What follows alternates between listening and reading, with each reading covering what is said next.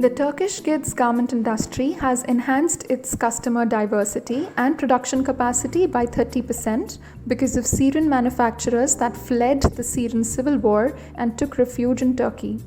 While the sector continues to grow in Turkey, Syrian manufacturers in the country have contributed significantly to the development of the market.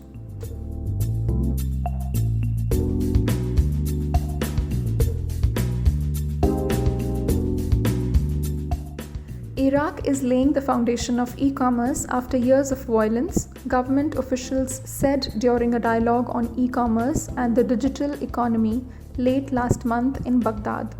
The event started week-long consultations that are part of the United Nations Conference on Trade and Development assessment of the country's readiness to engage in e-commerce.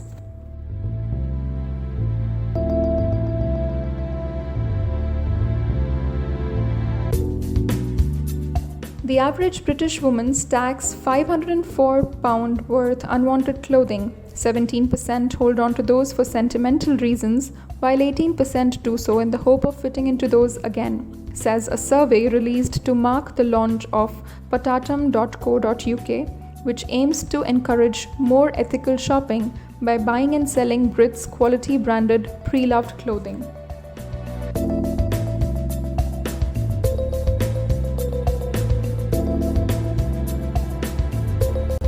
UK-based Labour Behind the Label, which campaigns for workers' rights in supporting global concerns over the impact of potassium permanganate on workers in the Turkish denim industry.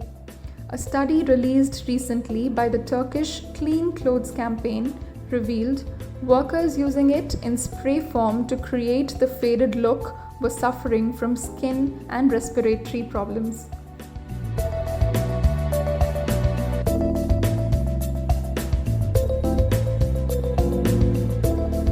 India recently proposed guidelines for e-commerce firms that mandate e-tailers to display details of sellers supplying goods and services on their websites and moved the procedure to resolve complaints and requires a 14-day deadline to effect refund request. The Consumer Affairs Ministry has sought stakeholder view on the draft guidelines by September 16th.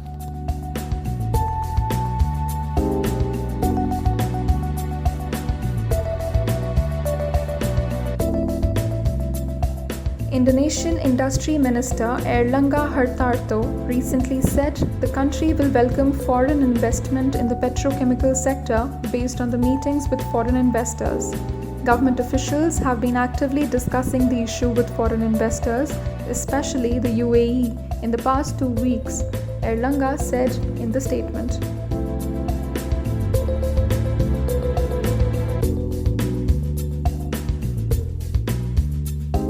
The United States accused China of manipulating its currency after Beijing let the yuan drop to its lowest point in more than a decade. The US Treasury Department has determined for the first time since 1994 that China was manipulating its currency, knocking the US dollar sharply lower and sending gold prices to a 6-year high, it announced on August 5th.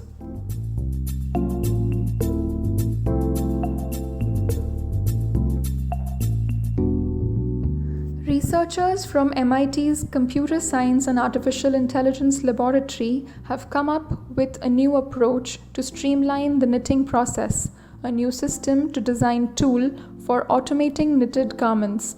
The new system, called Inverse Knit, translates photos of knitted patterns into instructions that are then used with machines to make clothing.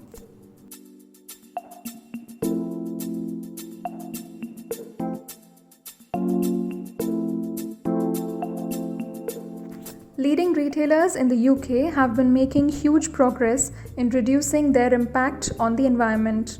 This includes reducing carbon emissions by over a third since 2005 and cutting the proportion of waste sent to landfill to just 2%, British Retail Consortium has said.